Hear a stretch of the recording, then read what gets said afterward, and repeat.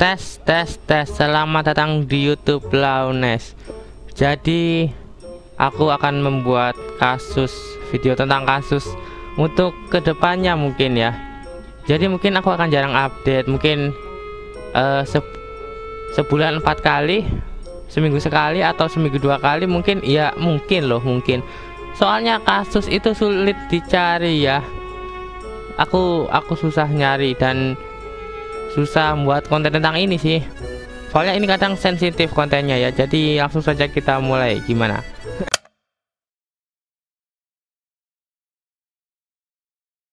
Oke, kita mulai. Kasus pembunuhan Katie Hale. Kasus 45 tahun lalu terungkap. Oke, kalau zaman dulu orang bisa menyembunyikan kejahatan kalau pintar dan licik. Apalagi zaman dulu, teknologi yang bernama DNA belum diketahui banyak orang. Katie Hale, remaja 19 tahun yang tinggal bersama keluarganya di kompleks apartemen North Aurora. Dia menghilang pada 1979 saat meninggalkan apartemennya untuk menjemput saudara perempuannya di pusat perbelanjaan Northgate di Aurora. Katie Hale baru berusia 19 tahun ketika ia menghilang dari kompleks apartemen North Aurora pada tahun 1979. Jasadnya ditemukan 3 minggu kemudian pada 24 April 1979 ketika seorang anak laki-laki berusia 12 tahun melihatnya saat sedang memancing di sepanjang sungai Fox, tepatnya di sebelah selatan jembatan I-88 sekitar 40 mil atau 64 km di sebelah barat Chicago. Dan saat itulah kepolisian negara bagian Illinois mulai membantu penyelidikan pembunuhan tersebut.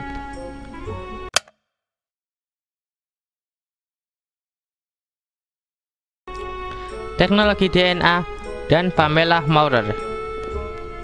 Jadi pada awal tahun 2000-an, seiring munculnya teknologi DNA baru, detektif North Aurora mengumpulkan DNA, namun semua tes menunjukkan hasil negatif. Pada bulan September 2019, polisi Leslie membuka kembali kasus Pamela Maurer. Pamela Maurer yang berusia 16 tahun pada 1976, jasadnya ditemukan oleh seorang pengendara di pinggir jalan di desa Leslie. Gadis berusia 16 tahun asal Woodridge itu meninggalkan rumah seorang temannya pada malam tanggal 12 Januari 1979 untuk membeli minuman ringan. Jasadnya ditemukan keesokan harinya oleh petugas di jalan di pinggir College Road di Leslie. Otopsi menemukan bahwa Maurer telah dicekik dan pihak berwenang mengatakan bahwa dia mengalami tindak asusila. Pada tahun 2001, profil DNA tersangka pembunuhnya ditemukan, tetapi tidak ada hasil yang ditemukan. Jadi DNA-nya ditemukan, DNA pembunuh ketemu, tapi nggak tahu itu DNA punya siapa ya.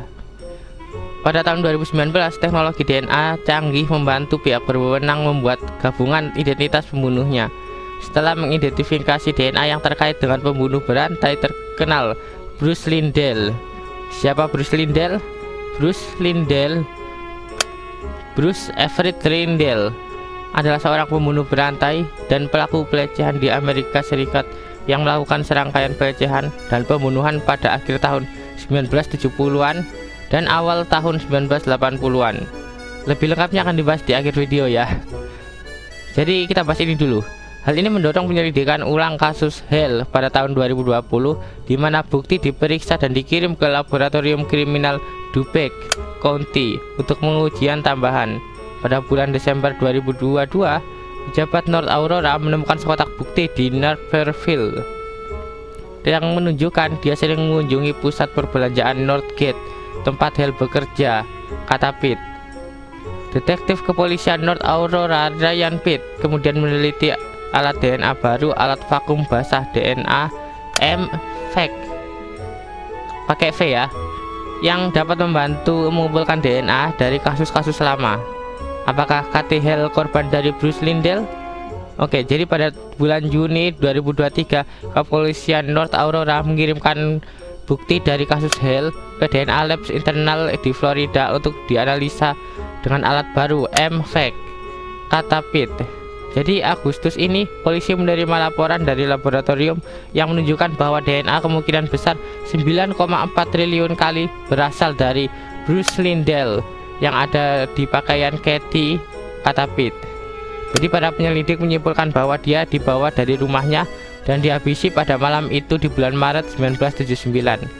Secara keseluruhan, lebih dari 70 gadis dan wanita dihabisi selama kurun waktu yang ditentukan.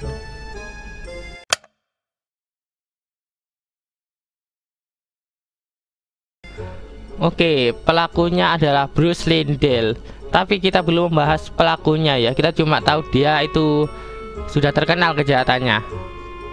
Oke, jadi Bruce Everett Lindell lahir pada tanggal 29 Januari 1953 di St. Charles, Illinois, dari pasangan bernama Jerome dan Arlene Lindell. Lindell lulus dari Downers Grove North High School. Kemudian ia kuliah dan lulus pada pertengahan 1970-an dan gelar di bidang elektromagnetik. Oh, jadi dia pinter ya, dia sarjana. Beberapa tahun kemudian dia bekerja sebagai teknisi listrik sambil belajar tambahan di Mid Valley Vocational Center di Caneville. Di waktu luangnya, Lindell gemar terjun payung dan racquetball dengan teman-temannya, dan kenalannya berbicara sangat positif tentang dia. Meskipun faktanya dia mudah jatuh ke dalam keadaan impuls yang tak tertahankan, kadang-kadang menunjukkan perilaku agresif terhadap orang lain. Jadi Lindell ini mudah marah intinya ya. Dia mudah marah, tapi ini agresif sama orang lain maksudnya gimana ya? Maksudnya orang yang nggak dikenal mungkin ya. Oke, jadi sejak 1974 Lindell melakukan banyak pelanggaran ringan dan berulang kali ditangkap. Tapi setiap kali ditangkap, pengadilan hanya memberikannya denda.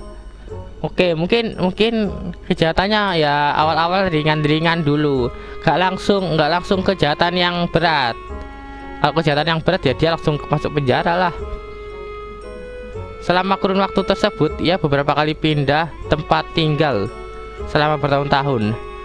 Ia tinggal di Chicago dan berbagai daerah pinggirannya sebelum pindah ke Aurora pada 1978.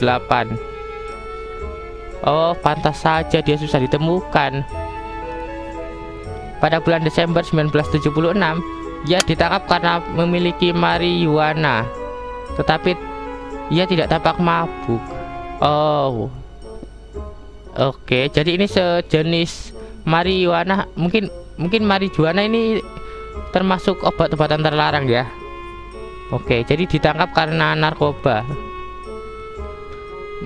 Oke, jadi berdasarkan Wikipedia, Lindell meninggal karena kehilangan darah akibat tidak sengaja memotong salah satu arteri kakinya saat menyerang seorang pria, mungkin sebagai persiapan untuk menculik dan membunuh pacar pria tersebut.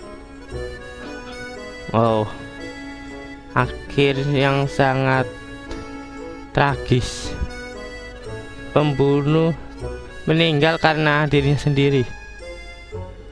Kepolisian daerah Dupek kemudian menyatakan bahwa pengujian DNA lebih lanjut akan dilakukan dengan bantuan Departemen Kepolisian Chicago untuk menentukan apakah Bruce Lindell terlibat dalam sedikitnya 10 pembunuhan lainnya. Masih ada 10 pembunuhan yang belum terungkap. Tapi ingat, zaman semakin maju, siapa tahu kedepannya kejahatan yang belum terungkap akan terungkap dalam jumlah yang banyak. Kalau kalian ada ide kasus yang mau dibahas, silahkan komen.